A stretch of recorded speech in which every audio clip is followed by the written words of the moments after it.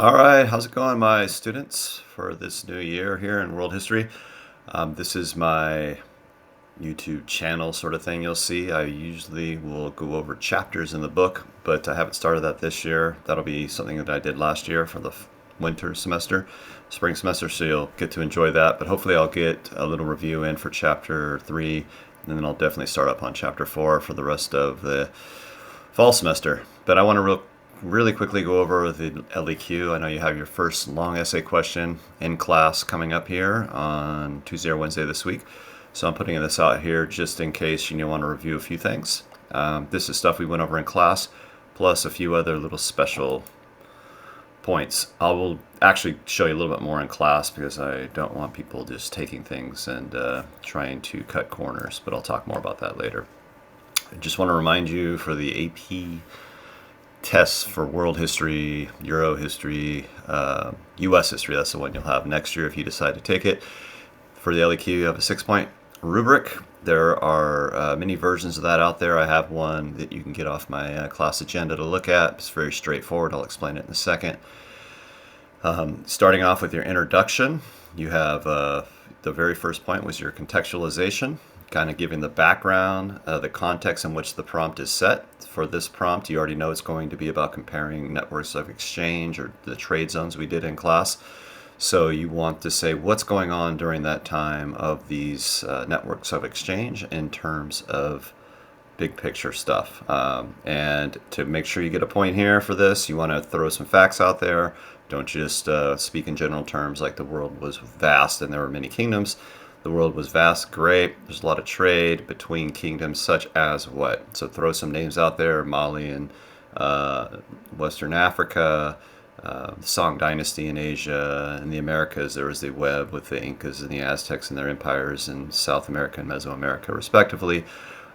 We have the Abbasid Caliphate, kind of the center of the Islamic world, shifting to the Ottomans. Kind of give some big picture there with some facts. No more details required, and say, okay, but within this time, there were networks of exchange, and then you're going to get to your thesis. So your first point is contextualization. Your second point is your thesis, your claim, your argument.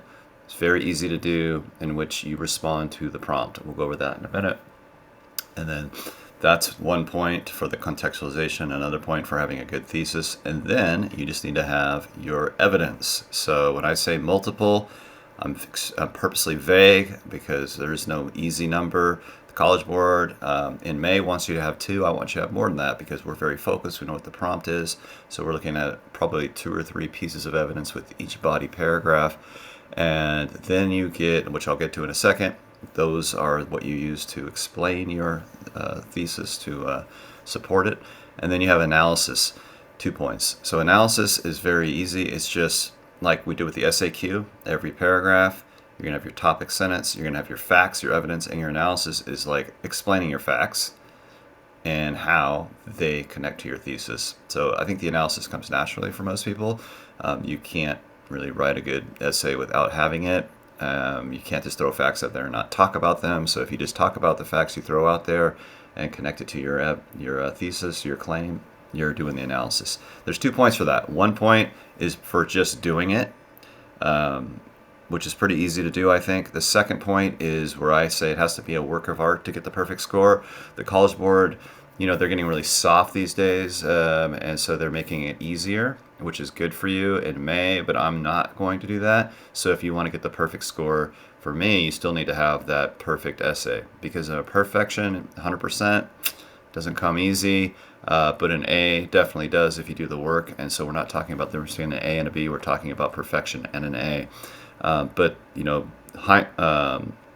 this Heimler guy breaks it down pretty well in the video that I'll recommend you watch about how you can get it. Basically, the easiest way to get the perfect score on the AP test is to have at least 4 pieces of solid evidence that are very well articulated and connected to your thesis.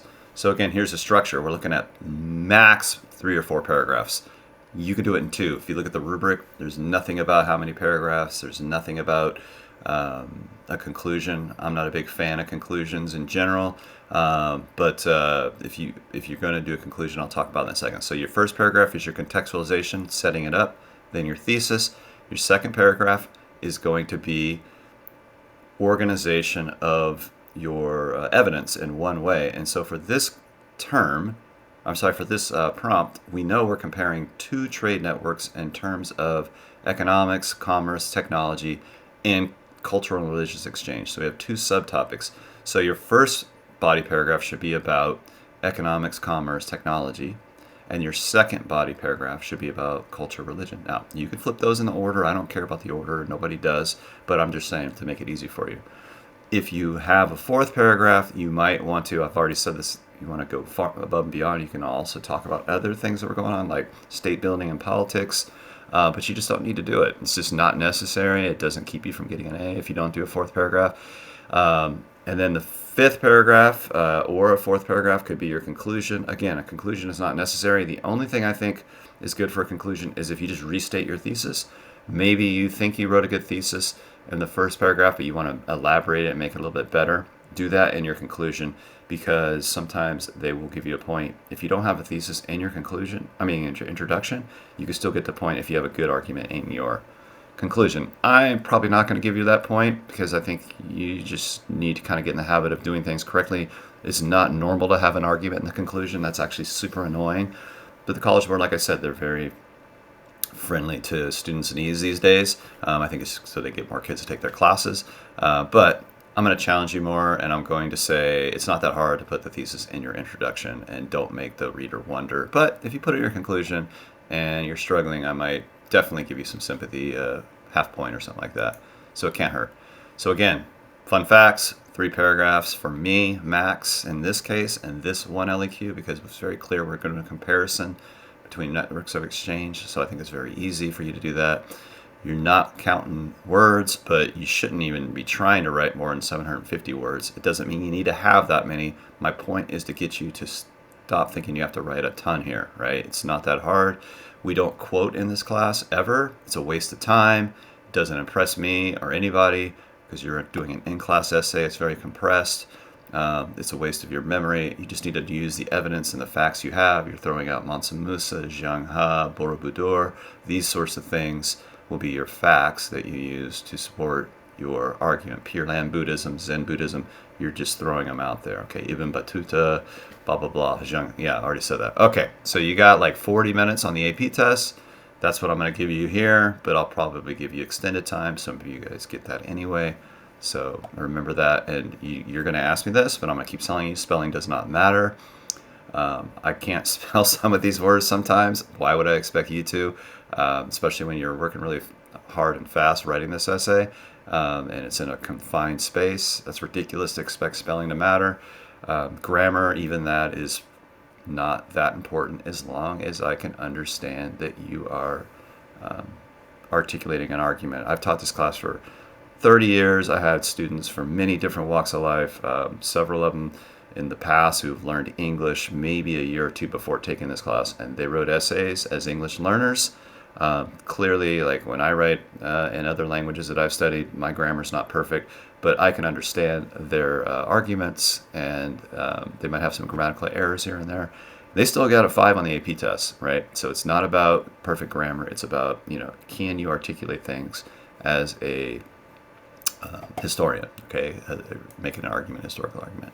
So again, this is the big issue here. I'm going to go over some examples. We're looking at the context here.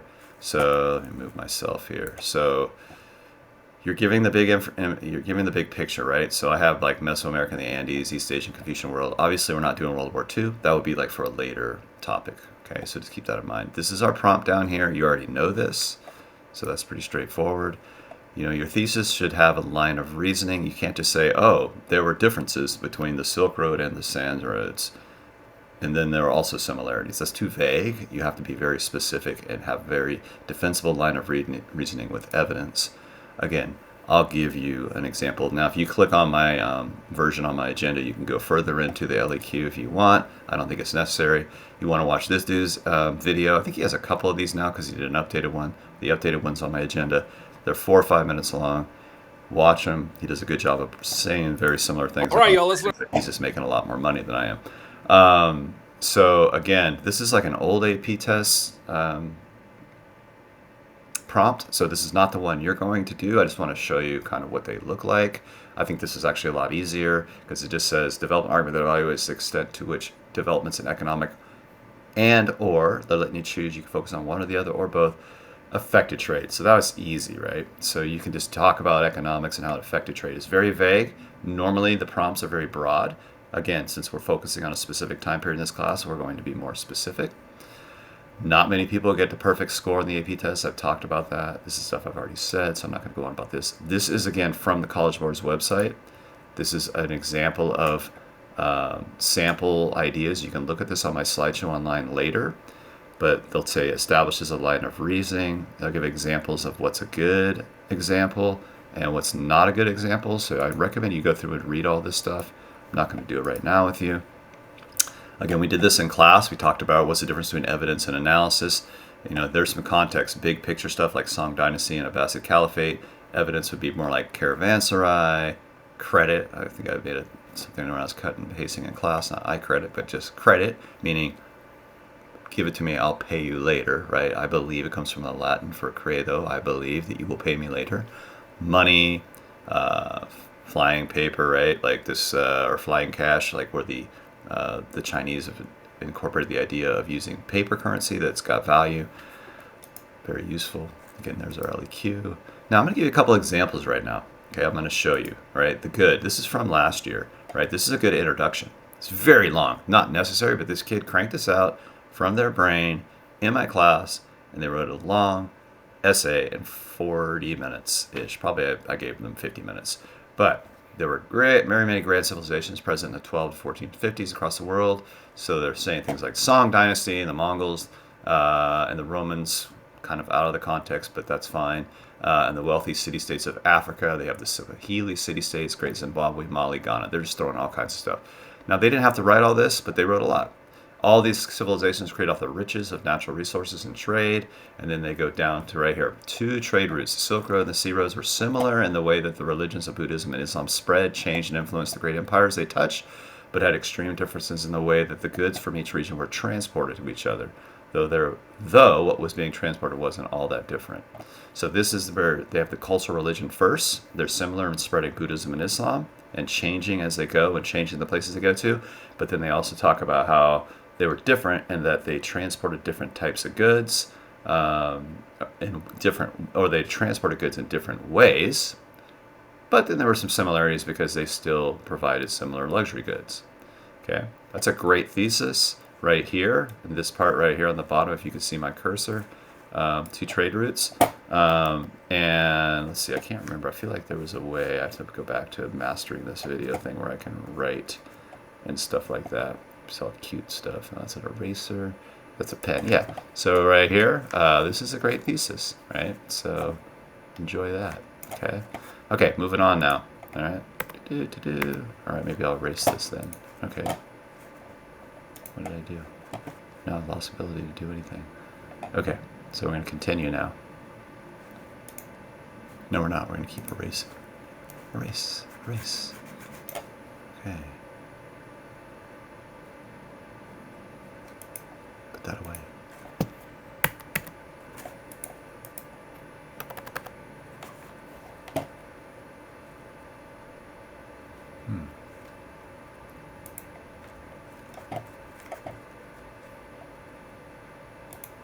Some kids like, Mr. Nass, just go on.